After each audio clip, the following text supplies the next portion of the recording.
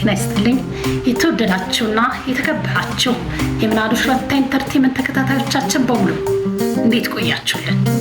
ይህ በየሳምንቱ ወደ እናንተ ይዘን የምንቀርበው የትረካ ሰዓታችን የትረካ ሰዓት ቻናላችንን በቅንነት ሰብስክራይብ፣ ሼር፣ ላይክ እያደረጋችሁ ቤተሰብ እንድትሆኑ ታሪኮቻችን ደግሞ ለሌሎች እንድታጋሩ በትህትናና በፍቅር እየጠየቅኩኝ ከወዲሁ ስለ አብሮነታችሁ ከልብ አመሰግናለሁ።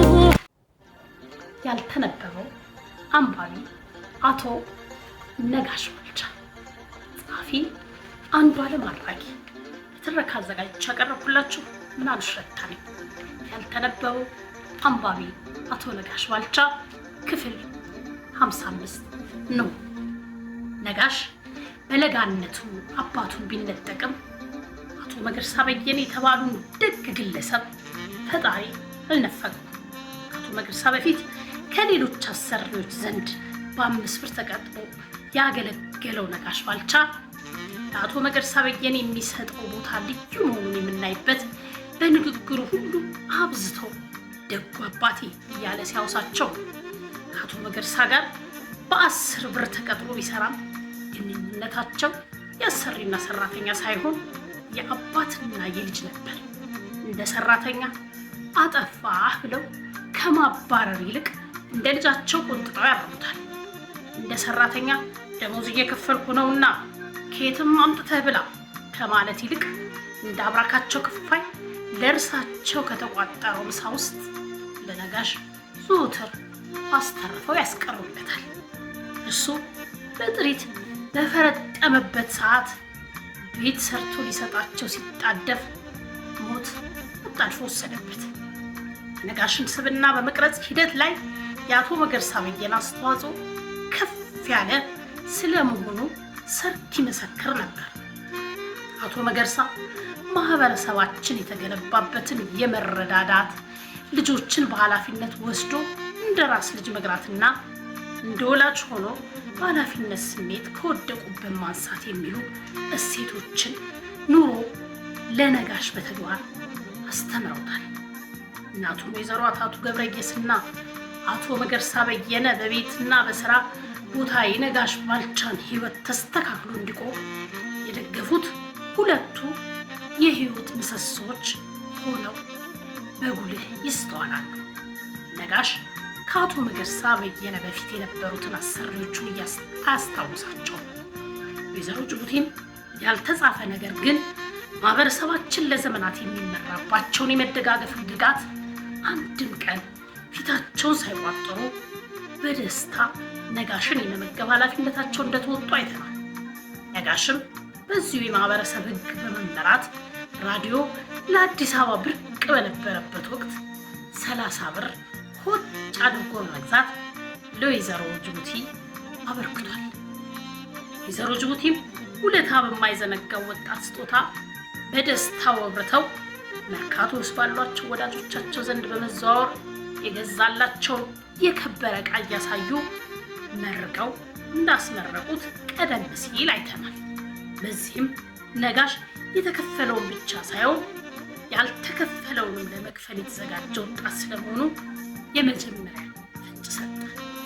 ሀገር ቤት በቆየሁባቸው 3 ዓመታት ብዙ ነገሮችን ተምሬ ነው የተመለስኩት ሲል በአንደበቱ ነግሮናል። አክሎ የተሻለ ልብስ የሚለብስ የተሻለ ኑሮ የሚኖር አንድም ሰው አይታይም፣ ሁሉም በድህነት አረንቋ ውስጥ የሚዳክር ነበር ሲል በዘመኑ የነበረው የህዝቡ የከፋ የድህነት መጠን ገልጾታል። ይህን ሁኔታ በቀሪው ዘመኑ በርካታ እንቅልፍ አልባ ሌሊቶችን እንዲያሳልፍ ግድ እንዳለው እናያለን። አቶ ነጋሽ በምንወያይበት ወቅት ለተጎዳ ማህበረሰብ ክፍል የመድረሱን ሀሳብ ከየት መጣ ብዬ ጠይቄው ነበር። በገጠር ህይወት ወይንም በድህነት ውስጥ ያለፍኩት ወይም የተለየ ሰቆቃ የደረሰብኝ ሰው እኔ ብቻ በመሆኑ የመጣ ጉዳይ አይመስለኝም። የተለያየ ምክንያት የመቆርቆር ደረጃ ሊለያይ ይችላል። በአጋጣሚ ለምን እንደሆነ አላውቅም፣ የገጠሩ ህዝብ በድህነት የተጠቀለለ አኗኗር ፈጽሞ ከጭንቅላት ያልወጣል። በዚህ ጉዳይ ላይ የምጨነቀው እኔ ብቻ ነኝ ብዬ አልወስድም። ነገር ግን የማስተባበሩን ጉዳይ ፈጽሞ የምንዘነጋው ጉዳይ አልሆነም። ምናልባት ትንሽም ቢሆን መጽሐፍን ማንበቤ ብዙ እይታ የሰጠኝ ይመስለኛል። እንዲሁም ምን አስተዋጽኦ በምን ሁኔታ ማድረግ እንዳለብኝ አቅጣጫ የጠቆመኝ ይመስለኛል። ስለ አንዳንድ ማህበራዊ ተሳትፎች ከቤተሰብ ወይም ከአካባቢ ልማር ችዬ ይሆናል። ከልማት ስራ ጋር በተያያዘ ያደረኩት ጥቂት አስተዋጽኦ ከመጽሐፍ በስተቀር ከሌላ ከማንም ተማርኩት ለማለት እቸገራለሁ ሲል መልሶልናል። የአቶ ነጋሽ ህይወት ወደ በጎ ለመለወጥ የተሳተፉ ጥቂት ሰዎች ቢሆኑም ነጋሽ ህይወታቸውን ለመለወጥ የተጋላቸው ሰዎች ቁጥር እርሱም ሆነ የቅርብ ወዳጆቹ የቤተሰቡ አባላቱ እንኳን አውቁት።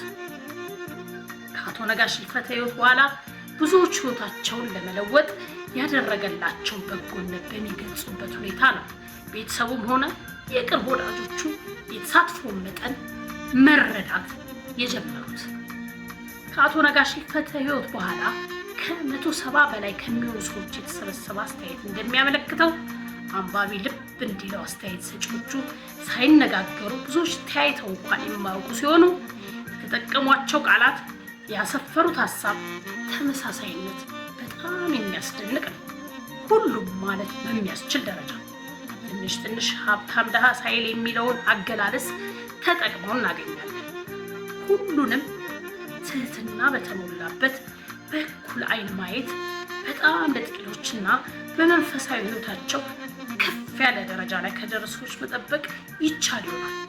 መርካቶ ውስጥ ለረጅም ዘመን ከነገደ ግለሰብ እንዲህ አይነት ከፍ ያለ ስብዕና ማግኘት ግን የምንጠብቀው ነገር ላይሆን ይችላል። ምክንያቱም የውድድሩ ፍልሚያ ከፍ ያለ ነውና።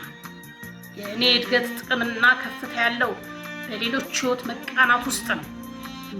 እነርሱ ከሌሉ እኔ በብቸኝነት ላድግ አልችልም ብሎ የሚያስብ ስንት ብልህ ነጋዴ ኖሮ ከሌሎች ምስጋናን ሳይጠብቅና ያደረገውን በጎነት ከቁም ነገር ሳይጥፍ ሰርክ በበጎነት የሚደሰት ሰው ቁጥር ስንት ይሆን? እዚህን መጽሐፍ ውቅር ከመስራቴ በፊት የቻልኩትን ያህል ብዙ ሰዎች ለማናገር ሞክሬያለሁ። ነገር ግን ድንገት የአንዱን ነገር ክር ሲሳብ ሌላ ትልቅ ታሪክ ይከፈታል። በአንድ ወቅት የአቶ ነጋሽ የትውልድ መንደር ለማየት ወደ መርካቶ ሄደን ነበር። ሰፈሩ በጣም ያለማና በድህነት የተጎሳቆሉ ብዙሃን ተጠጋግተው የሚኖሩበት ሰፈር ነው። ብዙም ለመኪና በማይመቸው መንገድ ውስጡን እየነዳን ታሪኩን እየሰማው እየሄድን እያለ መንገድ ላይ ስጥ ያሰጡ ሴትዮ የመድኃኔዓለማችን ሰውዬ ሲሉ ወደ ጆሮ ይጥልቃል። ሴትዮዋ የምን መድኃኔዓለም ነው የሚሉት የሚል ጥያቄን አስከተለ። ብዙም ነገሬ ሳይለው በ1980 ዓመተ ምህረት መጀመሪያ አካባቢ ሴት ልጆቻችንን ወደ አሜሪካ ልከን ነበር። ባለቤቴ ሁኔታው በጣም አብዝቶ ያስጨንቃት ነበርና የልጆቻችን ህይወት ከተስተካከለ በየዓመቱ ለጥቅምት መድኃኔዓለም አንድም ሰው በምንም መስፈርት ሳይለይ አበላለሁ ብላ ተስላ ነበር።